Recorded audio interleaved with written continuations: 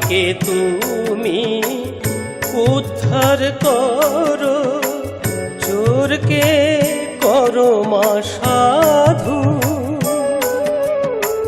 পাপীকে তুমি উদ্ধার করো, চোরকে করো মা সাধু।